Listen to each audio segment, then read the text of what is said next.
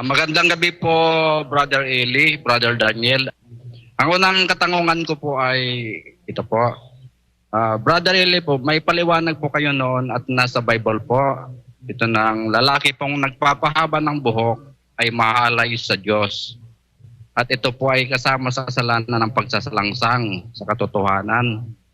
Paano naman po itong mga bading? Hindi lang po nagpapahaba ng buhok, kundi nagme-make up pa po at nagsusuot ng damit ng babae. Hindi naman po sila pumapatay at hindi naman po nagnanakaw. Pero gawain din po ito ng pagsasalangsang sa katotohanan. Sila po ba ay may bibigat na pagkakasala dito o ang magulang po ng mga ito, ng bading at ng boy, si vice versa po, na bakit po kaya kinusinti nila ang mga bata nung maliliit pa po ito, na lumaki ng mga bakla po at bading. Kasi po, sa katotohanan po, wala naman pong pinanganak na tao na bakla po o tomboy. Lahat po ay wala pong indikasyones ng baby pa po. Ang pangalawa ko pong tanong, Brother Eli, kasalanan po ba ang mga maging isang tanga? Kasi po ang iba po ay ayaw tumanggap ng kaalaman. Kasi po para siya makaiwas sa obligasyon o responsibilidad. Kaya po nagtatanga-tangahan. Ito po ba ay may mababasa sa Bible? At kung ito po ay kasalanan, ay mas lalo pong mabigat ang pagkakasala na nagtatanga-tangahan. Yun lang po ang tanong ko po. Salamat po. Salamat din po sa inyong pagdalo, kapatid na Pio. Unang-una, kapatid, parang isang pagiging prangka o tapat na pakikipag-usap. Ang bading po at saka ang tomboy, hindi kasalanan ng magulang na sila'y naging bading o naging tomboy. Sa maraming pag-aaral po at malawak na pag-aaral na ginawa ng siyensya at ng saikolohiya, yun pong pagiging bading at tomboy ng isang tao, hindi po yan galing sa environment, hindi yan galing sa nahawa, nabarkada, hindi rin yan galing sa kasalanan ng magulang na pinabayaan sila. Walang magulang sa ating panahon na may gustong magkaanak ng bading. Wala pong ganon. Ang katunayan, meron akong alam na ama, yung anak niyang bading, mas maikukwento ni Brad Danny yun Para magbago lang, marami siyang ginawang mga paraan. Sinusuntok, tapos nung minsan, inis na siya sa bading niyang anak, ihuhulog kita sa dagat. Kasi sinuntok na niya, binugbog niya na. Pag hinulog mo ako tatay sa dagat, sirena ako, sabi.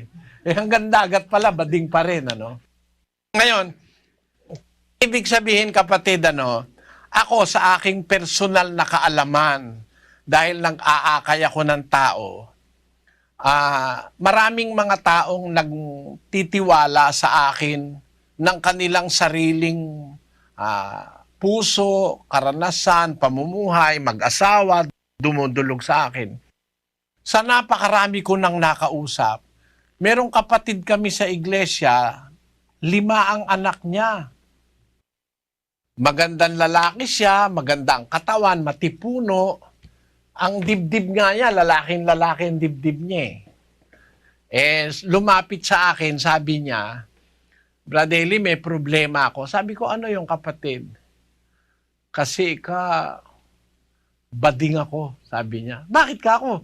Hindi ba may asawa ka? Kilala ko yung asawa mo. Kabiruan ko pa nga asawa niya Tapos, di ba 5 anak mo? Oo, ka. Di, paano ka kung nag-asawa, bading ka pala? Kasi gusto ko talagang magbago, sabi niya. Kaya para ako maging lalaki, nag-asawa ako. Pero kaya ko lang nasisipingan yung asawa ko, naglalasing ako, saka nagda-drugs. Sabi niya. Pagka hindi ako lasing, kung wala akong drug, nandidiri ako sa asawa ko. Ang gusto ko lalaki. Kahit matagal na akong may asawa, gusto ko pa rin lalaki, sabi niya. Hindi, talagang bading siya. Sabi ko, paano mong napatunayan? Bata pa kasi ako, baliit pa lang akong bata. Alam ko na, bading ako, sabi niya. Marami na pong ganun akong nakausap, kapatid. Kaya nakukumpirma ko na marami po talagang pagkakamali sa ating lipunan ngayon kasi sabi nila nakakahawa raw, pag nakibarkada ka raw, kaya pagka bata ka pa, susuotan ka ng nanay mo, tatay mo ng damit ng babae, magiging bading ka. Hindi po totoo yun. Hindi po totoo yun. Sa pag-aaral ng siyensya, meron silang sinasabi na yung hormonal balance, mas mataas daw yung female hormones sa isang lalaki na bading.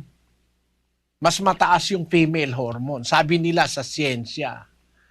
Tapos yun namang mga tomboy, mas mataas naman yung male hormones. Kaya siya nagkakaroon ng ganon. Pero hindi pa rin yun Hindi pa rin yun conclusive kasi may iba-ibang pananaw. Maraming schools of thought tungkol dyan sa pagkabading at saka sa pagkatomboy. Ngayon, ang masasabi ko sa inyo, yung pagsasaliksik, pag-aaral ng iba't ibang mga kondisyon ng buhay ng tao, yung pagiging bading kung minsan na pinagkakamali ang na-acquire o nahawa, yan po ay parang isang bagay na inborn sa tao. Talagang pinanganak siyang ganon. Ngayon, hindi naman po itinatakwil ng Diyos yung mga, kung tawagin natin ay third sex. Kasi sabi sa Biblia, ang lahat ng tao gusto ng Diyos maligtas. Kung halimbawa, bading man ang isang tao, hindi ka naman nag-make-up, hindi ka naman nagsusuot ng damit ng babae, kahit na bading ka, hindi ka lumalabag sa utos, may pag-asa naman pong maligtas yan. 2:4 ng unang Timoteo. Na siyang may ibig na ang lahat ng mga tao'y mga ligtas at mga kaalam ng katotohanan. Ang Diyos po ang may ibig, lahat maligtas. Tao rin naman yung mga sinasabi nating bading at tomboy. Gusto rin ng Diyos maligtas yan. Basta masusunod sila sa utos At isa sa utos, yung nasa 22:5 ng Deuteronomio. Ang babae ay huwag mananamit ng nauukol sa lalaki, ni ang lalaki ay magsusuot ng pananamit ng babae, sapagkat sino mang gumagawa ng mga bagay na ito ay karumal-dumal sa Panginoon mong Diyos. Ayun, bawal lang magsuot ng pambabae, yung lalaki pambabae, karumal-dumal sa Diyos yun. Ano ibig ko sabihin, kapatid? Kung sa damit bawal yun, lalo naman pagka makikipagtali ka na babae sa babae, lalaki sa lalaki, pinagbabawal din naman ng Diyos yun. Kaya kung halimbawa ay hindi naman lumalabag sa batas ang isang tao, nagsisikap naman siyang sumunod sa utos ng Diyos, kahit bading, kahit tomboy, kahit na kung ano pa tawag ng iba, silahis, basta sumusunod sa utos, may karapatan siyang maligtas.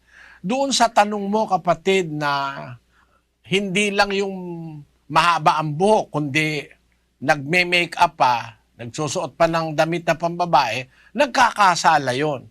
Pero wag nating hatulan, baka dumating ang panahon, kasi dito sa samahan namin, maraming mga ganyan Meron pa nga naanib sa amin, nagpa-opera na nagpapalit na ng sex Hindi na siya lalaki, babae na talaga, pati sa sex niya, nagpa-opera siya. Tinanong niya, pwede ba raw siyang maligtas pa? Pwede ka ako dahil ang tao gusto ng Diyos maligtas Nagawa mo naman yan, hindi mo pa alam ang totoo, hindi mo pa alam ang aral, mapapatawad ng Diyos yan. Yan po ang aking masasabi, kapatid. Sa Diyos kasi, hindi siya nagtatangi ng tao. Maging tomboy, maging bading, maging lalaki, maging babae, maging bulag, maging pilay, maging negro, maging puti, sa isang talata ng Gs 34:35 ng Gawa. At binuka ni Pedro ang kanyang bibig at sinabi, tunay ngang natatalastas ko na hindi nagtatangi ang Diyos ng mga tao, kundi sa bawat bansa siya na may takot sa Kanya at gumagawa ng katwiran ay katanggap-tanggap sa Kanya. Yun.